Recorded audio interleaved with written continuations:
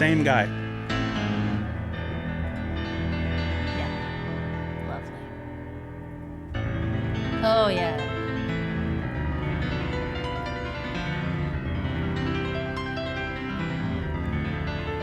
Get some opera vibes in here.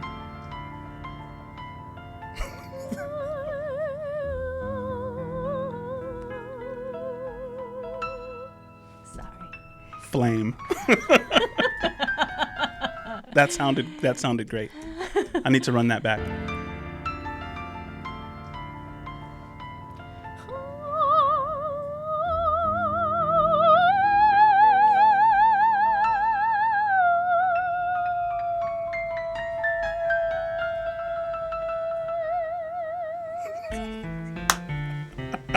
So good. Yeah, I love this mixing of the classical and the beats.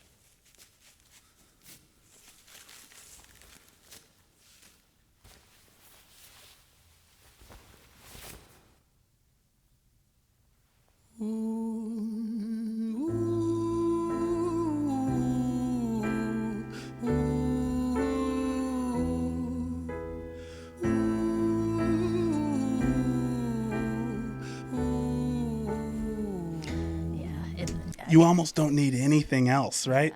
Yeah. He just ushers in that mood just with that. Yeah. There's a power to that of like sometimes not saying lyrics, just humming to a, because we can all feel it. It's like a language we all speak somehow. Mm-hmm. Yeah, I get big opera vibes. Really? This one. Yeah. I like to do a lot of site-specific work where I really pair the setting with whatever I write or whatever show I'm doing. Mm-hmm. So something that it just, there's this epic character to it. To have the grand piano in this dungeon, right? There's that juxtaposition. I mean, they're in formal wear, but there's the bag and the rope. The bag and the rope and the rusty screws, and you're gonna get a tetanus shot if you touch the walls. That kind of thing. That death that comes with this beauty, this tragic beauty. And that whatever the voice, the vocal that he put on it. Just that soft floating is beautiful. That's one of the things that's so cool about having you here as a guest is because you always go to the participatory knowing mode. Mm-hmm. I usually stay in the propositional where I'm like, okay, what is this trying to say? Yeah. But you have this embodied thing where it's like you're able to bring out the knowledge of like how it feels to be in the moment. Well, yeah, I love what you do. I mean, you spin and create this metaphor. You create stories. You're a real-time myth maker. It's amazing. I appreciate that. So I actually I would love to hear more of that. Please, riff. For sure. Yeah.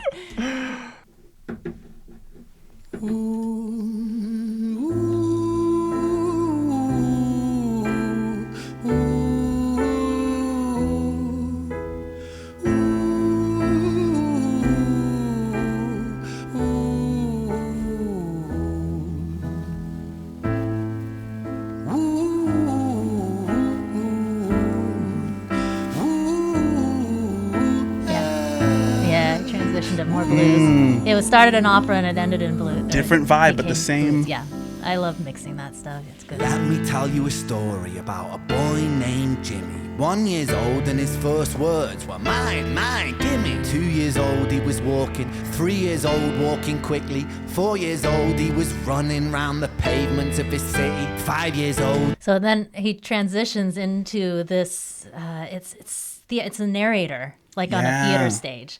So let me tell you this story, and it's got this New Orleans vibe actually to me. Right. To it, like, I'm gonna tip my hat and come out with this dark tale. I love that.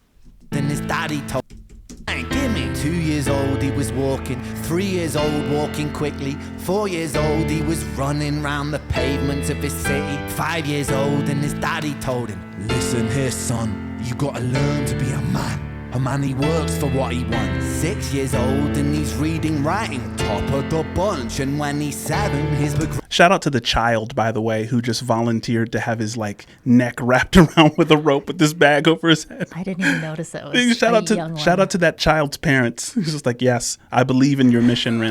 Do this to my child. Years old and he's reading, writing, top of the bunch, and when he's 7 his progression made him student number 1. 8 years old and he's praised for unusual grades. 9 his parents paid for private school to nurture the flame. 10, 11, 12, 13 he ascends and ascends. His daddy tells him, son, money is the means to all ends. 14 solving complex mathematical equations. At 15 IQ 150 still elevating.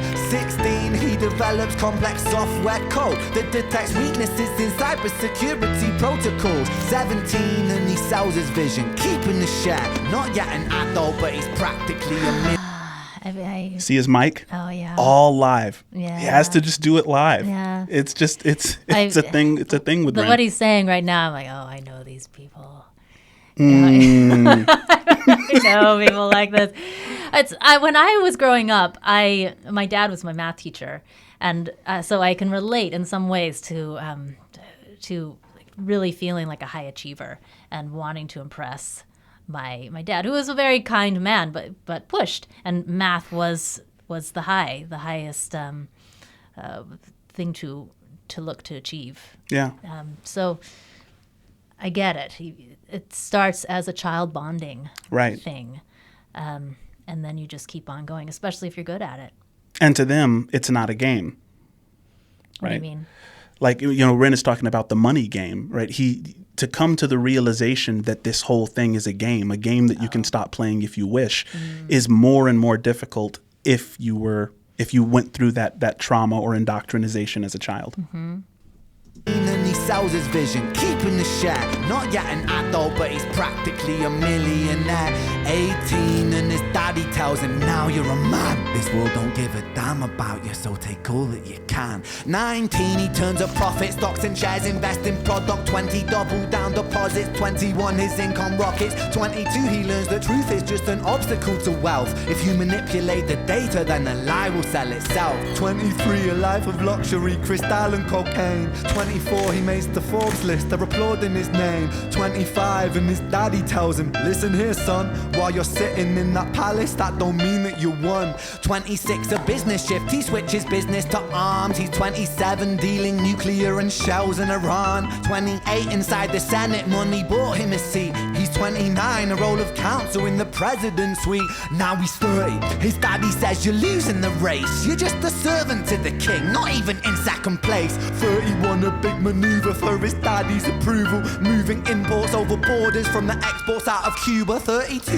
moving grams, growing kilos to tons. He's 33 filling warehouses with funds. 34 turf war with nobody to stop it. Blind eye from the popo inside of his pocket.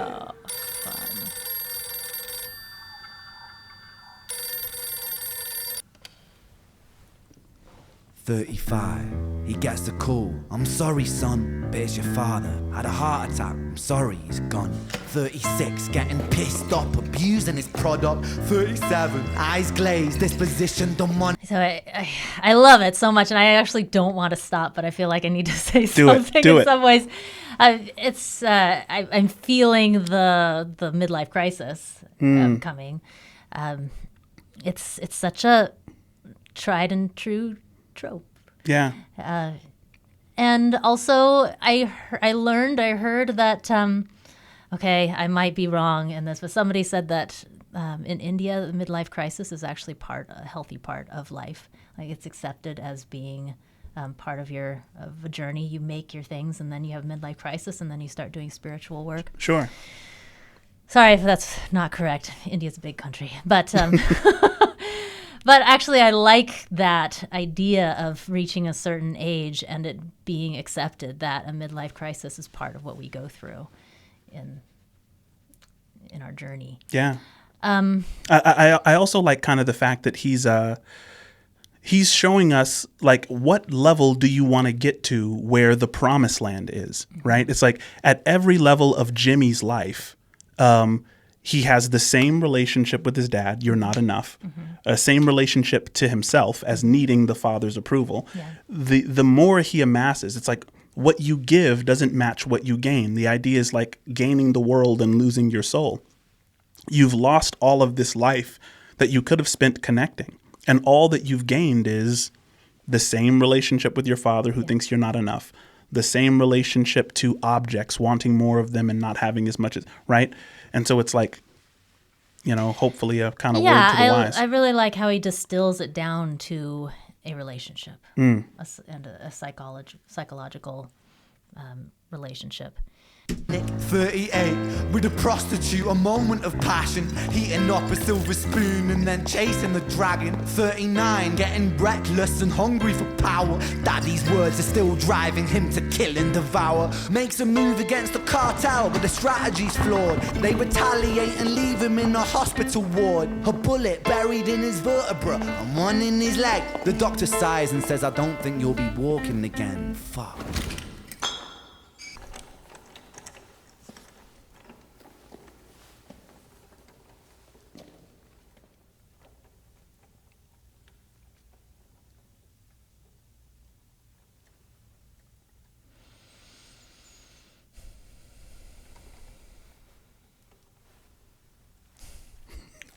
Go, conductor. Let me tell you a story about a boy named Jimmy.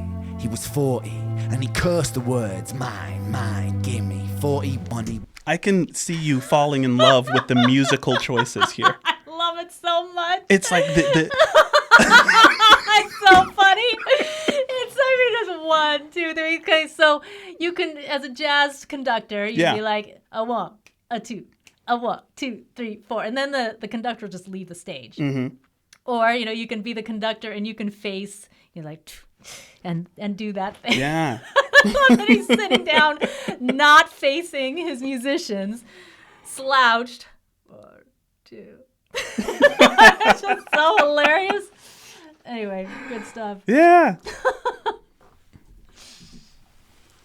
Let me tell you a story about a boy named Jimmy.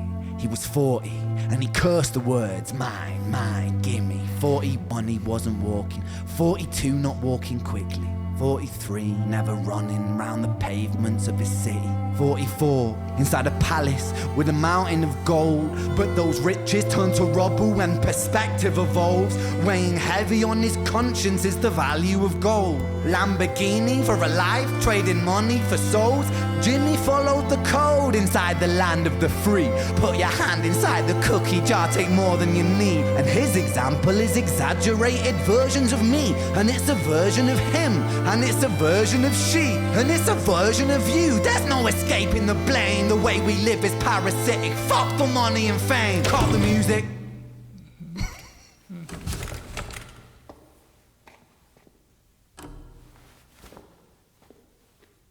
This isn't entertainment. This is real life. The way we live is lunacy. Community, it declines. Hyperpolarized, always fighting, then we divide. Truth is less important than the money that we designed. Money's an invention. Politics from our invention. They all come from people's ideas. Did I mention? Yeah. I can see you have something. Well, so I was enjoying so much, what he was doing musically. And then he takes the camera, puts it there, and then it got serious. And I'm like, oh, shit, I shouldn't be having fun right now.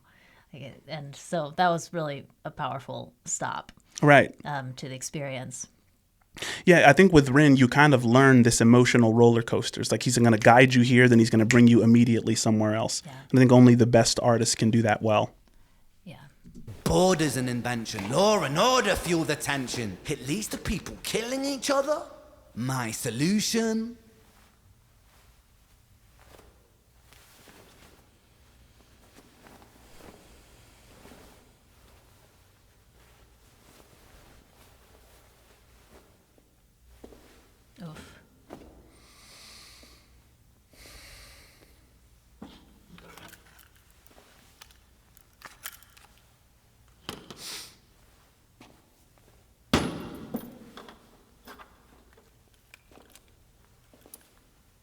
everything is subject to change. We could build utopias if individuals were taught to use their brains. But if we teach kids in schools to always be sheep and put themselves before the herd if there's more money for me,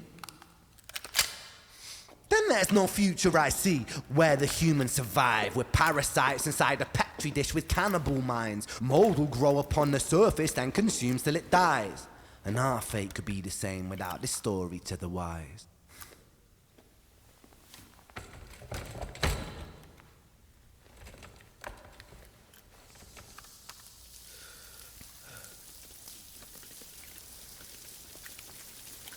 "45. Jimmy comes home out of the rain, soaking wet upon a wheelchair, drinking again. He is everything he wants, he is fortune and fame. He's a fortunate fool with an unfortunate fate. With a 45 caliber aimed at his brain. 45 a fitting number cause his age is the same. Here's the words of his father, it's such a damn shame. Then he presses on the trigger of a money game." Oh God. As a performer, I think I'm gonna come at this a little bit from a different angle. It's satisfying to create art where you die. You know, where you die in the end, because you're encountering your own mortality, but it can be in a beautiful, like, rich way. So it becomes this digestion process. So when, like, during the pandemic, a friend of mine had a Victorian goth wedding. I think. Lord. Yeah, right. And we did it outdoors, and she asked me to sing for her wedding, and she was dressed in this big burgundy dress. So she dressed me in white, and I came out and I sang this opera aria, and then I had this fire dancer dancing over me, and I died in the October grass. It was cold. We'll include the footage if we can find it. No. It was really satisfying to take this event, the pandemic, and there was a wedding happening at the same time, and then I'm this object of death.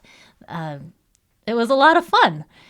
And so I think maybe I feel like, oh man, I don't want Ren to die, and I don't want this gun pointed to his head. I don't want all of this stuff to happen. But also I feel like there's this purging process happening, and I think what I would encourage is more of that. More people like taking it onto themselves to create art, ritual, where you do encounter those things from your own creative place. 100%. Yeah. Thank you for being here. Guys, I will try. I will beg Madeline to come back and be with us again. It's my pleasure. And just thanks for being here. Thanks for your perspective and your insights. Yeah, thank you.